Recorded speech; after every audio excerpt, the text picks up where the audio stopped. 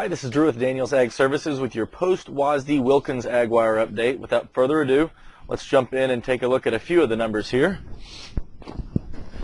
All right, grab our whiteboard over here. All right, so what we're going to go over here is the U.S. ending stocks. This is the estimates, and this is what we actually got from the WASDE report today.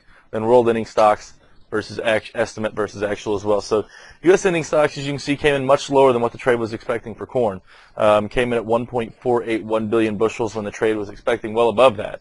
As far as beans go, unchanged from last month. Actually came in at 150 million bushels as opposed to the trade expectation of 143 million bushels. And then wheat also came in lower, much like corn, came in at 558 million bushels as opposed to the 603 million that the trade was expecting. World ending stocks, sticking with the theme of the U.S. ending stocks, was lowered, came in at 157.3 million metric tons versus the average trade estimate of 159.6. Much like U.S. here for beans as well, actual world ending stocks were also raised a little bit, came in at 73.01 million metric tons as opposed to the average trade estimate of 72.67. And then wheat came in just below what the trade was expecting as far as world ending stocks go, a little over a million metric tons lower. So what did that mean as far as price action for today? Well, corn and beans actually ended the day lower.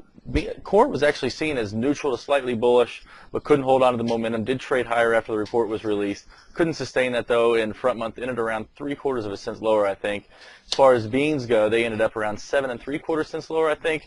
Traded as much as double digits lower, but recovered a little bit to the end.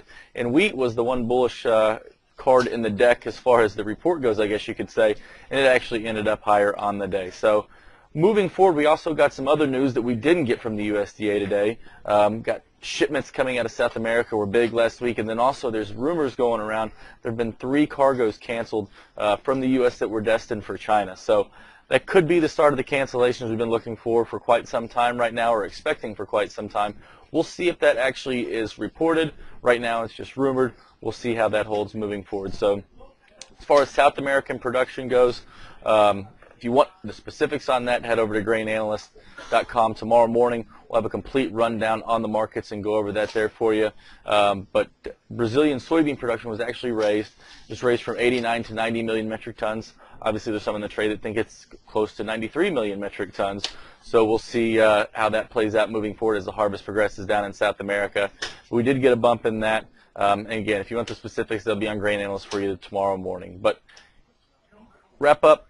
Ending the day on the trade, slightly lower in corn, lower in beans, and higher in wheat after today's February WASDE report. So if you have any questions, give us a call. Otherwise, we'll see you tomorrow morning. This material is conveyed as a solicitation for entering into a derivatives transaction. This material has been prepared by a Daniels Ag Services broker who provides research, market commentary, and trade recommendations as part of his or her solicitation for accounts and solicitation for trades. Daniels Ag Services, its principals, brokers, and employees may trade in derivatives for their own accounts or for the accounts of others. Due to various factors, such as risk tolerance, margin requirements, trading objectives, short-term versus long-term strategies, technical versus fundamental market analysis, and other factors, such trading may result in the initiation or liquidation of positions that are different from or contrary to the opinions and recommendations contained therein. Past performance is not necessarily indicative of future performance. The risk of loss in trading futures contracts or commodity options can be substantial, and therefore, investors should understand the risks involved in taking leveraged positions and must assume responsibility for the risks associated with such investments and for their results. You should carefully consider whether such trading is suitable for you in light of your circumstances and financial resources. You should read the risk disclosure accessed at www.danielsagservices.com. Daniels Ag Services is not affiliated with, nor does it endorse any trading system, newsletter, or similar service. Daniels Ag Services does not guarantee or verify any performance claims made by such systems or services.